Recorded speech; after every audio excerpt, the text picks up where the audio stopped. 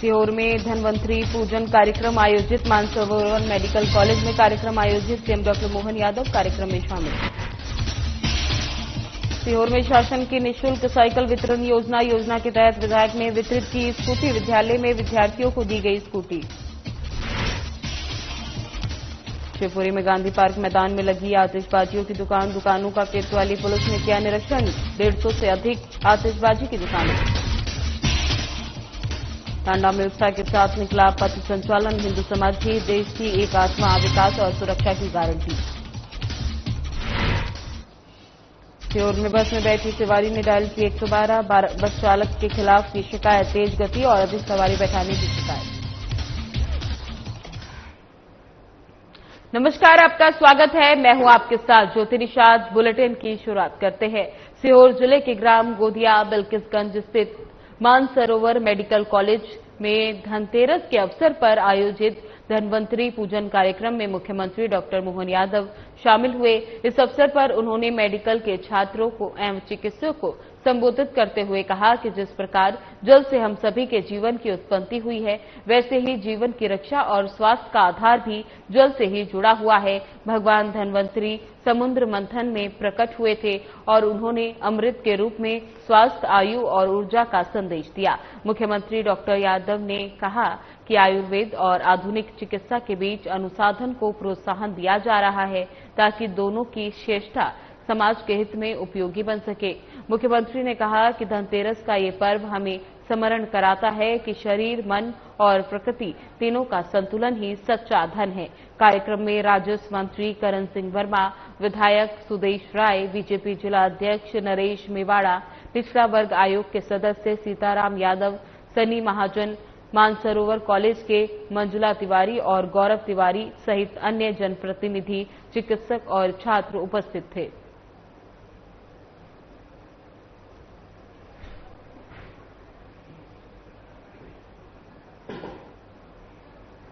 मुख्यमंत्री डॉक्टर मोहन यादव ने सीहोर जिले के 2,05,977 किसानों के खातों में कीट, व्याधि और अतिवृष्टि से प्रभावित सोयाबीन फसल की 118 करोड़ 41 लाख रुपए की राहत राशि जारी की। उन्होंने 59 करोड़ से अधिक के विकास कार्यों का लोकार्पण किया, भूमि पूजन भी किया। मुख्यमंत्री ने किसानों को सोलर पंप लगाने के लिए 90% अनुदान घोषणा की और कोलार मेजर लिफ्ट परियोजना में 44 गांवों को शामिल करने की घोषणा की। साथ ही छावर नगर परिषद को विकास के लिए विशेष निधि देने का ऐलान किया। डॉक्टर यादव ने कहा कि किसान भारतीय अर्थव्यवस्था की रीढ़ है और सरकार उनकी समृद्धि के लिए प्रतिबद्ध है। उन्होंने फसलों का उचित मूल्य सुनिश्चित करने और भावांतर योजना के तहत सहायता देने का भी उल्लेख किया। कार्यक्रम में कई विधायक, अधिकारी और गणमान्य नागरिक उपस्थित थे।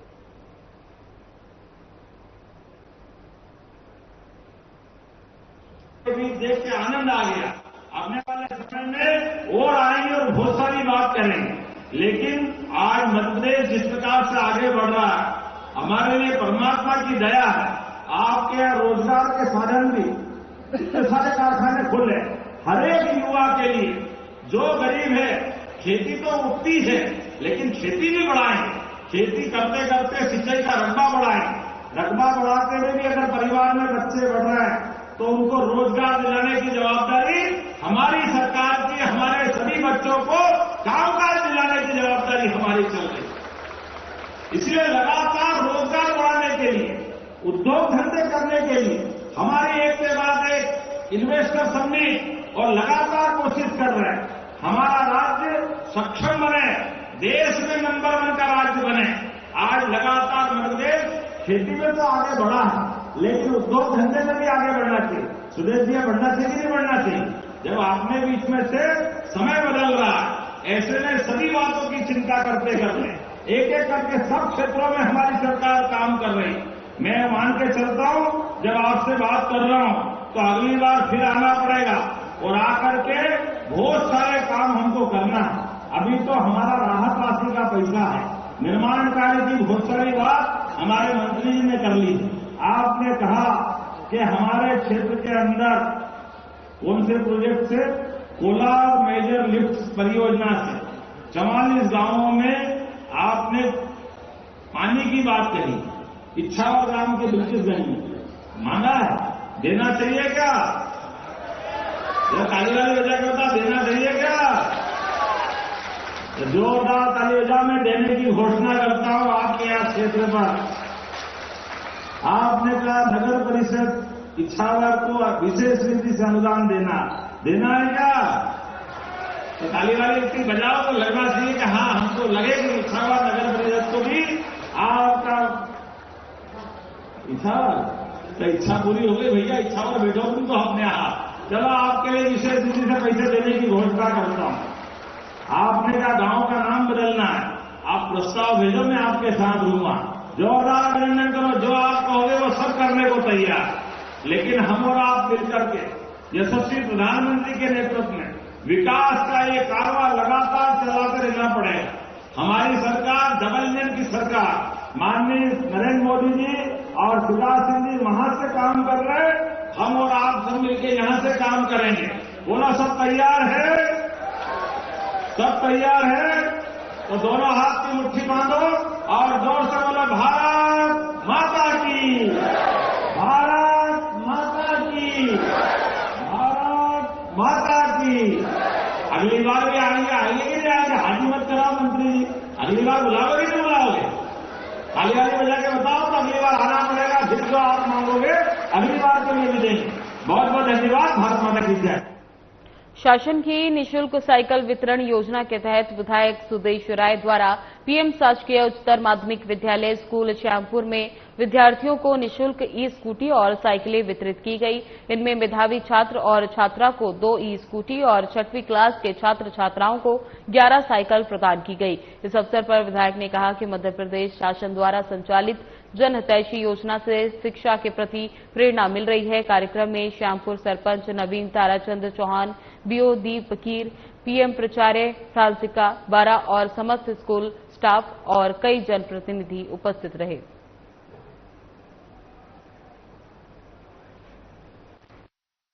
और साइकिल वितरण के लिए हम सब लोग यहाँ आए हैं।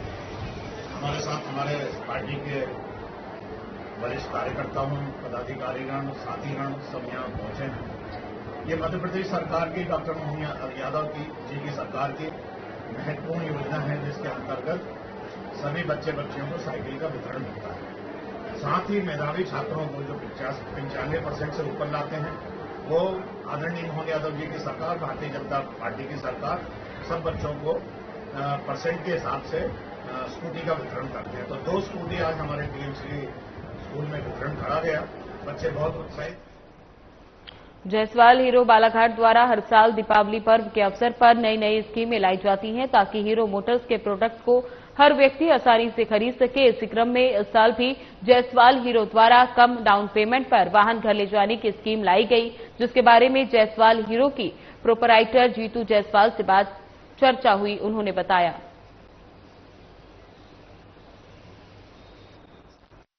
देखिए स्कीम हमने जो लॉन्च की है उसमें देखिए रेट तो कम हुए हैं, ये तो सभी को पता है। स्कीम्स कुछ डिस्काउंट्स हमारी तरफ से भी हैं, लेकिन एक सबसे बड़ा बेनिफिट ये है कि आज अगर मान लो अभी फसल नहीं आई है किसान के पास में, या और भी लोग हैं जिनके अन्य और खर्चे हैं, तो उनके लिए ये है कि अगर एक गाड़ी लेने में अगर 1 लाख रुपए गाड़ी देनी है, उसमें उनको अगर 30-40 हजार रुपए डाउन पेमेंट लगता था, 25,000-30,000 डाउन पेमेंट लगता था, तो वो अब वो नहीं लगेगा उनको।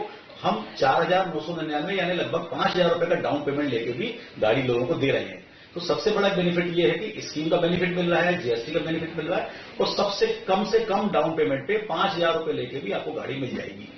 और यदि उसमें एक फायदा ये भी है, कभी उसमें आप टॉपअप करना चाहें कि हमारे पास फसल के पैसे आ रहे हैं कुछ आए, वो भी एक सुविधा है कि आप लाके 10-20 हजार उस पर टॉपअप कर सकते हैं। तो आपको जो इंटरेस्ट रेट आगे 3 साल में लगने वाला था उसमें कमी आएगी आपके। अगर हम 3 साल में बोले किसी को 3 से 4 हजार रुपए इंटरेस्ट पड़ रहा है, तो अगर आप टॉपअप कर देते हैं उसमें 1,000-1,500 वो कम हो जाएगा, तो वो भी एक आपको बेनिफिट है। ये स्कीम कब तक चलेगी? ये स्कीम अभी सभी स्कीमें जो है आप दिवाली के बाद तक चलेंगी, लगभग इस पूरे महीने में चलेंगी।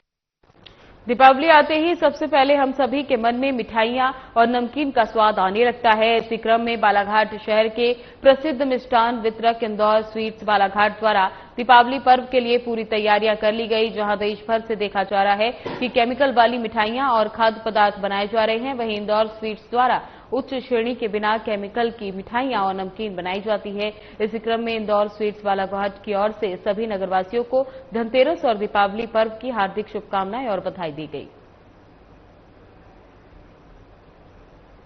शिवपुरी में गांधी पार्क मैदान में लगी आतिशबाजियों की दुकानों का किया कोतवाली पुलिस ने निरीक्षण, अग्निशमन यंत्र भी चेक किया। आपको बता दें, शिवपुरी शहर के गांधी पार्क मैदान में लग चुकी हैं करीब 150 से भी ज्यादा आतिशबाजियों की दुकान, जहां कोतवाली पुलिस द्वारा सभी दुकानों का लाइसेंस और अग्निशमन यंत्रों की निरीक्षण किया जा रहा है। आज यहाँ गांधी पार्क मैदान में लाइसेंसी पटाखों की दुकानें लगी हैं। सभी दुकानदार लोगों को समझाया जा रहा है कि अपना सावधानी रखें, फायर सिलेंडर रखें, पूर्ण रूप से सुरक्षा रखें। सभी को समझाया जा रहा है। जो छोटे छोटे बच्चे पटाखे खरीद रहे हैं उनको भी समझाया जा रहा है कि आप अपने पेरेंट्स, बड़े लोगों के साथ ही पटाखे चलाएं, अकेले छोटे बच्चे न चलाएं। किसी भी तरह की घटना, दुर्घटना असावधानी से जिससे बचा जाए। उत्साह के साथ निकाला राष्ट्रीय स्वयंसेवक संघ के शताब्दी वर्ष का पथ संचालन। राष्ट्रीय स्वयंसेवक संघ के 100 वर्ष पूर्ण होने के पर संघ के स्वयंसेवक शताब्दी वर्ष मना रहे हैं। विजयदशमी उत्सव के निर्मित स्वयंसेवक का पथ संचालन शुक्रवार को नगर में निकाला गया। पथ संचालन पंडित देव प्रभाकर स्कूल डेहरी से प्रारंभ होकर पुनः उसी स्थान पर समाप्त हुआ। संचालन में पूर्व स्वयंसेवकों ने सामूहिक गीत, अमृत वचन और एकल गीत में भाग लिया।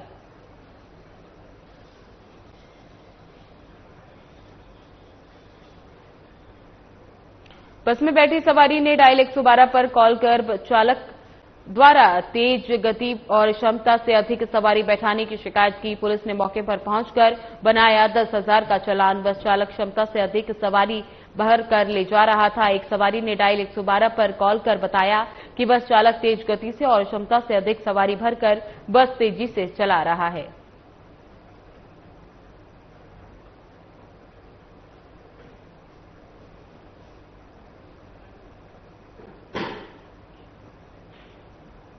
राज्य सरकार ने जमीन की खरीद बिक्री की ऋण पुस्तिका की अनिवार्यता समाप्त कर दी है। पंजीयन विभाग ने सभी जिला पंजीयकों को इसका कड़ाई से पालन करने का निर्देश दिया है। प्रदेश कांग्रेस अध्यक्ष दीपक बैज ने इस फैसले को अदूरदर्शी बताया और कहा कि ऋण पुस्तिका ही किसान की भूमि का प्रमाणित दस्तावेज है, जिसमें उसकी फोटो भी होती है। उन्होंने चेतावनी दी कि इस कदम से फर्जी रजिस्ट्री और धोखाधड़ी की संभावनाएं बढ़ेंगी।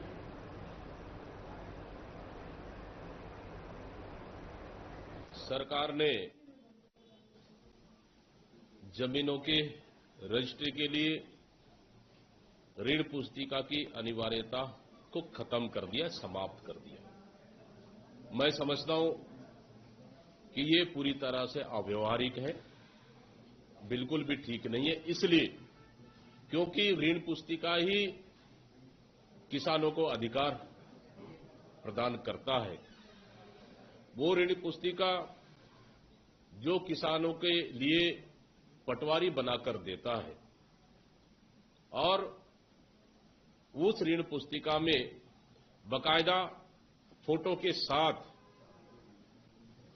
उसे दिया जाता है और वही ऋण पुस्तिका किसानों को भूमि स्वामी का अधिकार मिलता है। लेकिन जिस तरह से रजिस्ट्री के समय कि रजिस्ट्रार बकायदा किसानों का ऋण पुस्तिका।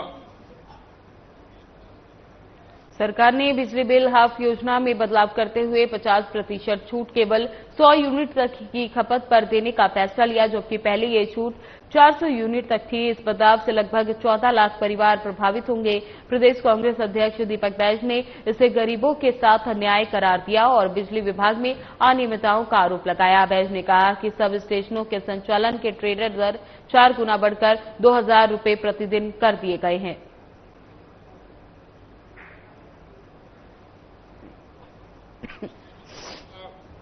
बिजली विभाग मुख्यमंत्री जी का विभाग है और इस विभाग में अभी सब स्टेशनों के संचालन के लिए वर्तमान में प्रतिदिन 500 रुपए के मान से मेंटेनेंस और सब स्टेशन का संचालन किया जाता है। लेकिन जो अभी टेंडर हुआ उसमें बढ़ाकर 500 रुपए से बढ़ाकर सीधा सीधा 2000 का टेंडर आमंत्रित किया गया है। और यही नहीं, 1700 के सामानों को 3700 रुपए में खरीदी की जा रही है। मतलब सीधा सीधा प्रदेश कांग्रेस अध्यक्ष दीपक बैज ने बीजेपी सरकार पर शिक्षा व्यवस्था को कमजोर करने का आरोप लगाया। उन्होंने कहा कि कांग्रेस सरकार ने स्वामी आत्मानंद अंग्रेजी माध्यम स्कूलों की शुरुआत गुणवत्तापूर्ण और निःशुल्क शिक्षा के लिए की थी, लेकिन अब साई सरकार ने अब तक एक भी नया स्कूल नहीं खोला, जबकि 10,463 स्कूलों को युक्तियुक्तकरण के नाम पर बंद कर दिया गया। दीपक बैज ने कहा, ये देश की पहली सरकार है जिसने अपने कार्यकाल में कोई नया स्कूल नहीं खोला।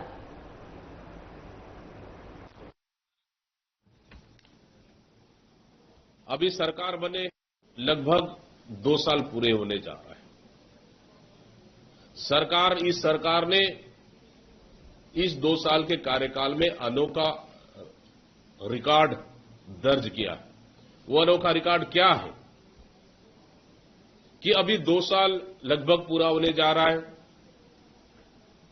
सरकार ने अभी तक एक भी नया स्कूल इन्होंने नहीं खोला है। छत्तीसगढ़ का इतिहास देख लीजिए, अभी तक एक भी नया स्कूल इन्होंने नहीं खोला है। हां, जरूर कि छत्तीसगढ़ की जनता को शराब के नशे में ढकेलने के लिए 67 नई शराब दुकान इन्होंने खोल दिया है। बीजेपी द्वारा कांग्रेस प्रदेश अध्यक्ष दीपक बैज को नक्सलियों का प्रवक्ता कहे जाने पर बैज ने कड़ा पलटवार किया। उन्होंने कहा कि बीजेपी अपनी बातों से बार बार पलटती है। विधानसभा अध्यक्ष डॉक्टर रमन सिंह खुद कहते हैं कि तनख्वाह लो और मौज करो, जबकि कांग्रेस सरकार ने विकास और सुरक्षा मंत्रों पर काम किया। दीपक बैज ने कहा कि कांग्रेस की नीतियों से ही नक्सलवाद पर सफलता मिलती है।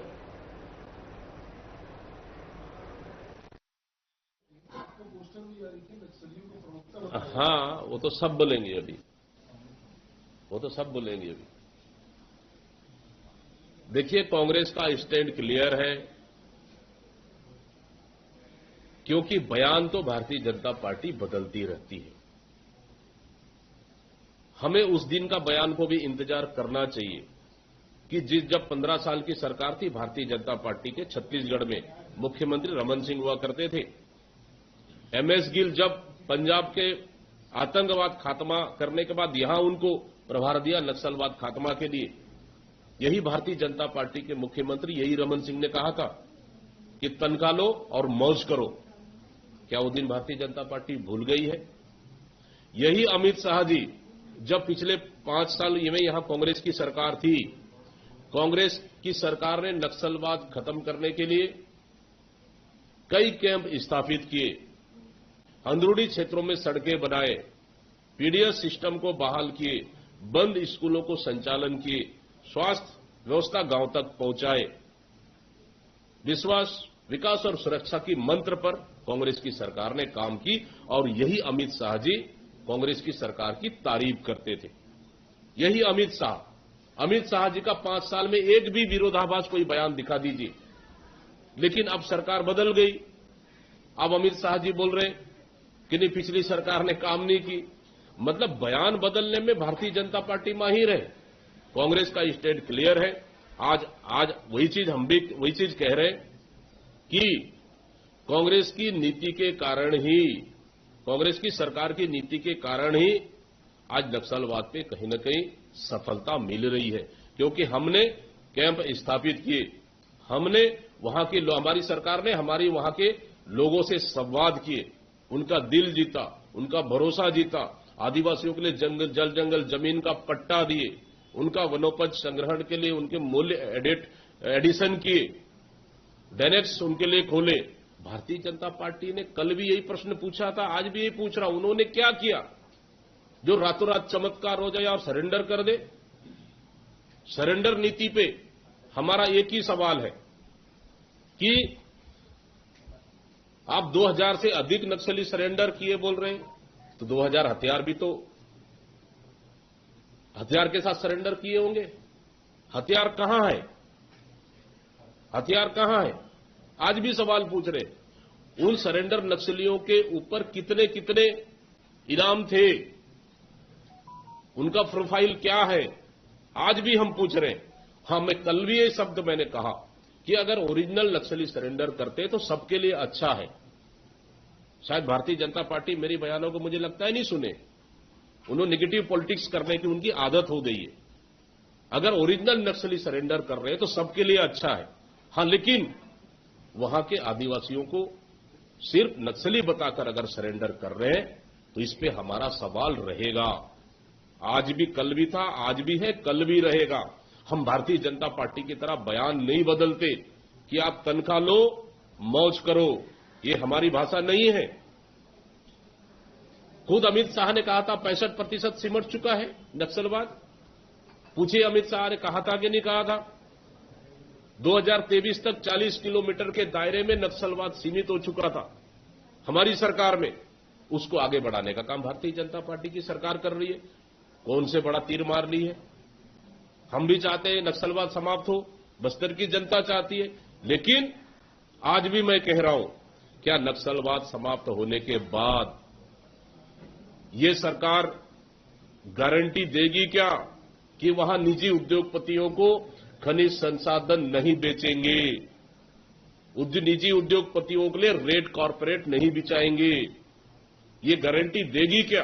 भारतीय जनता पार्टी से पूछ लो। हम हर सवालों का जवाब देने को तैयार हैं, लेकिन भारतीय जनता पार्टी की तरफ बयान बदलने में हम माहिर नहीं हैं। कोंडागांव कलेक्टर नुपुर पन्ना के निर्देशानुसार जिला पंचायत में मुख्य कार्यपालन अधिकारी अविनाश भोई ने आज एसडीएम अजय कुमार उरांव के साथ सामुदायिक स्वास्थ्य केंद्र माखड़ी का निरीक्षण किया। इस दौरान उन्होंने अस्पताल में साफ सफाई व्यवस्था, मरीजों को दी जा रही स्वास्थ्य सेवाओं और आवश्यक दवाइयों की उपलब्धता की जांच की। इस दौरान उन्होंने एनआरसी का भी निरीक्षण किया और सिकल सेल जांच, टीकाकरण अभियान एवं पंजीकरण के संबंध में सख्त निर्देश दिए। उन्होंने आम नागरिकों को गुणवत्तापूर्ण स्वास्थ्य सुविधाएं उपलब्ध कराने को कहा और अस्पताल में साफ सफाई व्यवस्था दुरुस्त करने के भी निर्देश दिए।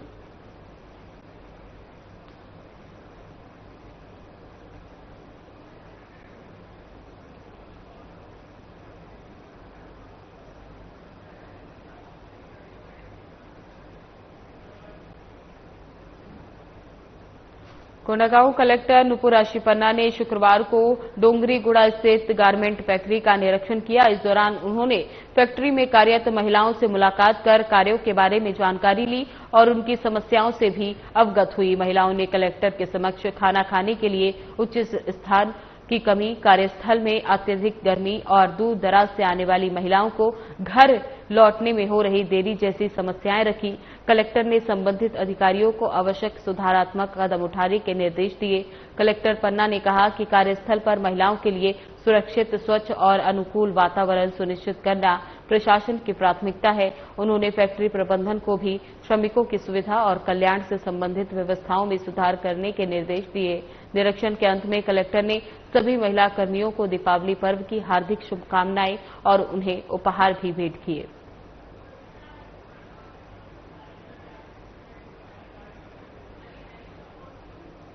बस्तर कमिश्नर डोमन साहू शनिवार को आड़वाल स्थित नक्सल पुनर्वास केंद्र नवाबाट का निरीक्षण किया। यहां 69 आत्मसमर्पित नक्सली पुनर्वास प्रशिक्षण प्राप्त कर रहे हैं, जिनमें 23 महिलाएं और 12 पुरुष पशुपालन, मत्स्य पालन, बकरी पालन, फिनाइल और डिटर्जेंट निर्माण का प्रशिक्षण ले रहे हैं, जबकि 34 पुरुष ग्रामीण राजमिस्त्री के रूप में प्रशिक्षणरत है। कमिश्नर ने आवास, भोजन, स्वास्थ्य और सुरक्षा व्यवस्थाओं की समीक्षा कर सुधार के निर्देश दिए। नवाबाट यानी नई राह का उद्देश्य आत्मसमर्पित नक्सलियों को समाज की मुख्य धारा से जोड़ते हुए सम्मानजनक आजीविका की दिशा में आगे बढ़ाना है।